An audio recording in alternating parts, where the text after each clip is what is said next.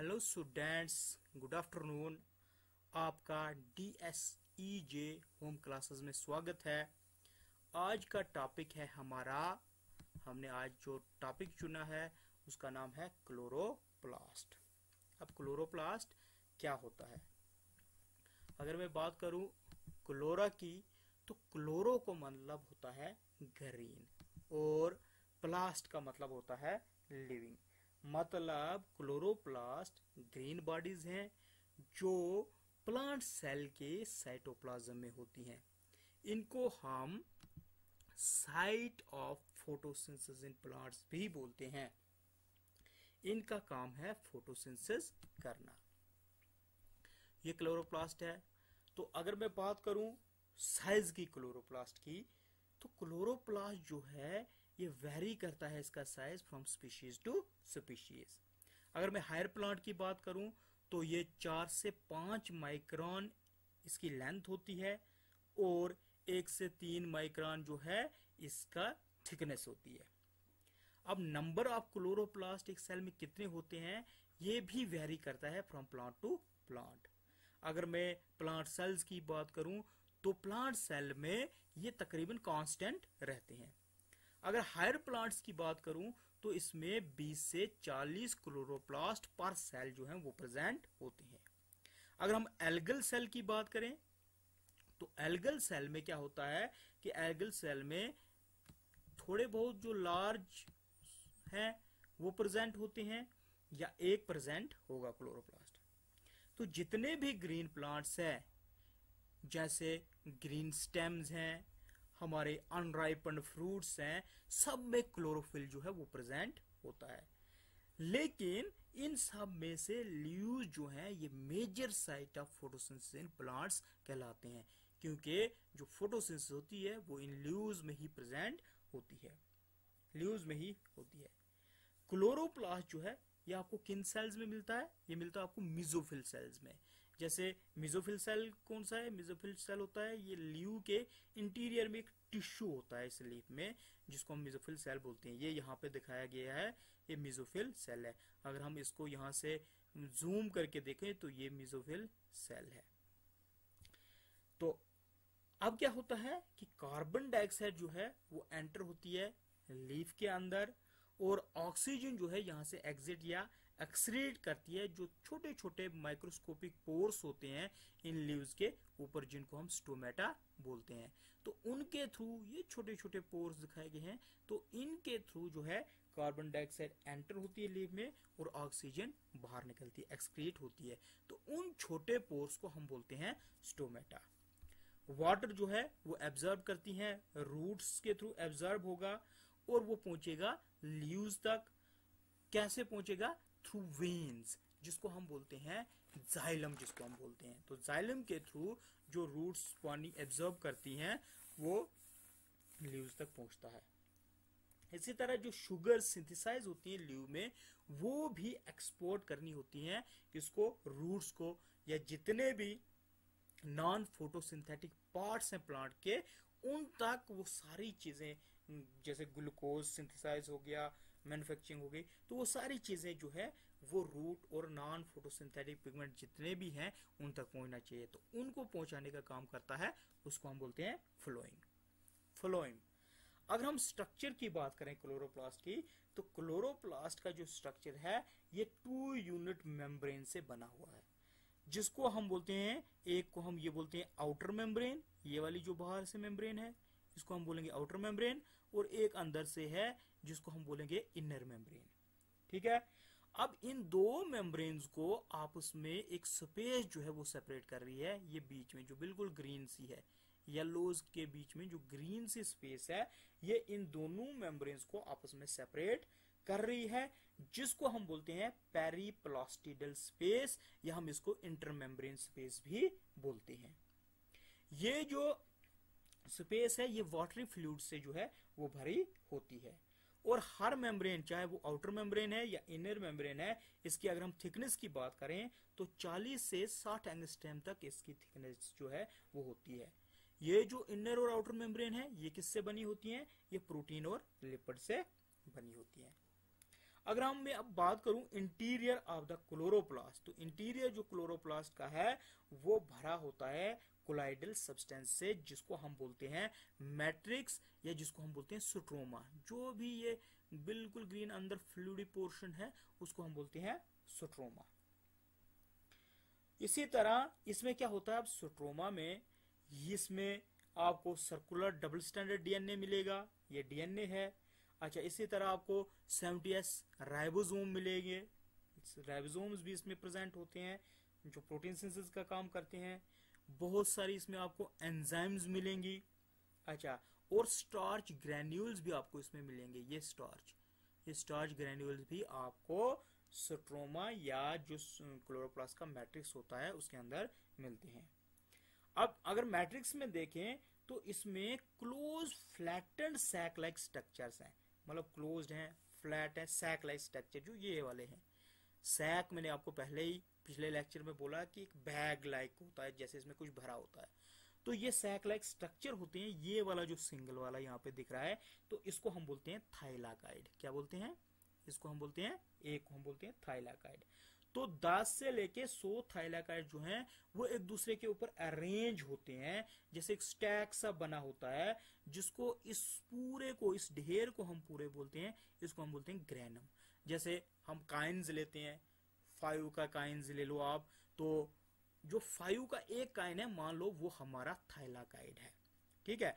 तो जब हम वो 5 के 8, 10, 20 जो काइन्स एक के ऊपर एक ढेर जैसा लगा लेते हैं, उस पूरे ढेर को बोला जाता है ग्रेनम। क्या बोला जाता है? ग्रेनम। अब जो थाइलाकाइड्स हैं एडजेसेंट ग्रेनम के, ये जो ग्रेना है एक, ये दो, ये, अब ये जो एडजेसेंट ग्रेनम के थाइलाकाइड्स हैं इनको एक ब्रांचिंग मेम्ब्रेनस ट्यूब्यूल जो है वो इंटरकनेक्ट करता है, जिसको हम बोलते हैं लैमिला। ये हमारा लैमिला कहलाता है। जो इन थाइलाकाइड्स की जो ये ग्रेनम है, इन ग्रेनम को एक दूसरे के साथ अटैच, पुल का काम जो करता है वो करता है लैमिला। अब जो ये थाइलाकाइड्स हैं, ये वाले थाइलाकाइड्स, इनकी जो मेम्ब्रेन है इसमें माइन्यूट पार्टिकल्स होते हैं। किसमें? जैसे बिल्कुल गोल गोल गोल छोटे छोटे से माइन्यूट पार्टिकल होते हैं इन थाइलाकाइड के मेम्ब्रेन में, जिनको हम बोलते हैं क्वांटोसोम्स। क्या बोलते हैं? क्वांटोसोम्स।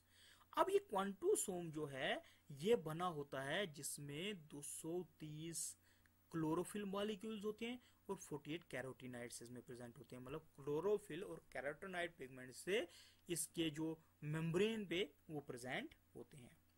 ये क्या काम करते हैं कि ये एब्जॉर्ब करते हैं लाइट, किसके लिए? For photosynthesis. कौन? क्वांटोसोम्स लाइट एब्जॉर्ब करेंगे, किसके लिए? फोटोसिंथेसिस के लिए। तो इसका मतलब क्वांटोसोम जो है वो रियल फोटोसिंथेटिक यूनिट्स है, असली के जो फोटोसिंथेटिक यूनिट्स हैं, दैट आर क्वांटोसोम्स। अब जो मेम्ब्रेन होती है इस थाइलाकाइड की, इस एक थाइलाकाइड की, वो प्रोटीन और लिपिड से बनी होती है, जो तकरीबन उसमें कितनी मेम्ब्रेन्स होती है? 3 लेयर्स बनी होती हैं, 3 लेयर्स होती हैं। तो फोटोसिंथेटिक पिगमेंट जैसे हमारे क्लोरोफिल्स हैं या कैरोटीनॉइड्स हैं, वो डिस्ट्रीब्यूट होते हैं, वो जो 3 लेयरें हैं, एक बाहर की जो उसके सेंटर में होते हैं प्रोटीन लेयर, और लिपिड लेयर के सेंट्रल लेयर में ये क्लोरोफिल और कैरोटीनॉइड जो है वो प्रेजेंट होते हैं। एक लेयर आती है लिपिड लेयर, एक साइड से आती है प्रोटीन लेयर, और बीच में क्लोरोफिल और कैरोटीनॉइड जो है वो प्रेजेंट होते हैं।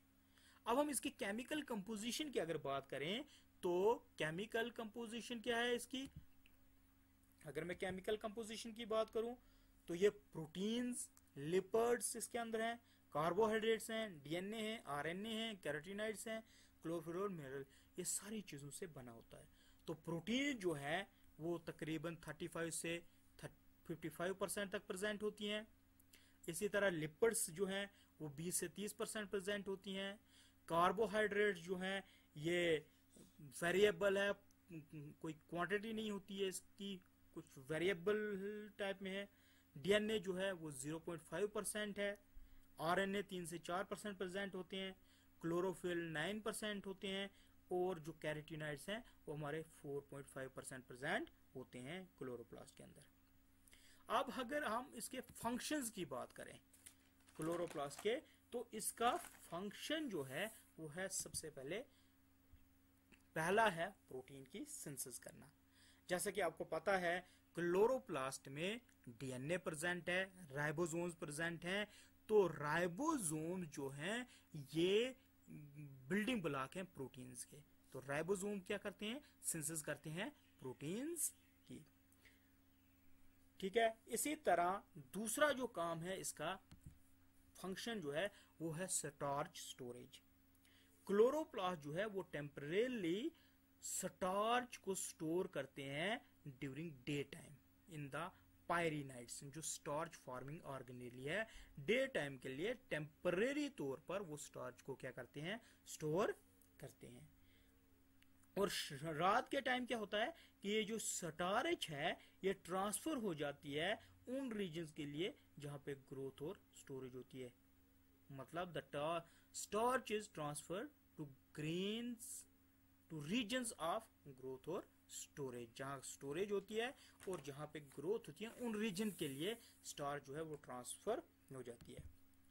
थर्ड है क्लोरोप्लास्ट का फंक्शन कि क्लोरोप्लास्ट यूटिलाइज करता है कार्बन डाइऑक्साइड किसके लिए, फोटोसिंथेसिस के लिए। और जब कार्बन डाइऑक्साइड यूटिलाइज होती है तो रिलीज क्या हो जाती है, ऑक्सीजन वहां से रिलीज हो जाती है। और उस ऑक्सीजन को एनिमल्स, ह्यूमन बींग जो है वो इस्तेमाल करते हैं फॉर रेस्पिरेशन। तो ऑक्सीजन सप्लाई का काम भी क्लोरोप्लास्ट करते हैं। चौथा है साइटोप्लाज्मिक इनहेरिटेंस। जैसा कि आपको पता है इसके अंदर डीएनए प्रेजेंट होता है। तो डीएनए जो है वो कुछ करैक्टर्स ऑर्गेनिज्म के अंदर जो है वो एक्सप्रेस करता है, सर्टेन टाइप ऑफ करैक्टर्स जो शुरू करते हैं कि एक्स्ट्रा न्यूक्लियर जेनेटिक मटेरियल। ये डीएनए जो है ये एक्स्ट्रा न्यूक्लियर जेनेटिक मटेरियल है, क्योंकि आपको पता है सेल के अंदर एक न्यूक्लियस होता है और असली जो डीएनए होता है जेनेटिक मटेरियल वो न्यूक्लियस के अंदर होता है। लेकिन क्लोरोप्लास्ट में अपना एक डीएनए जो है वो प्रेजेंट होता है, इसीलिए हम इसको बोलते हैं एक्स्ट्रा न्यूक्लियर जेनेटिक मटेरियल।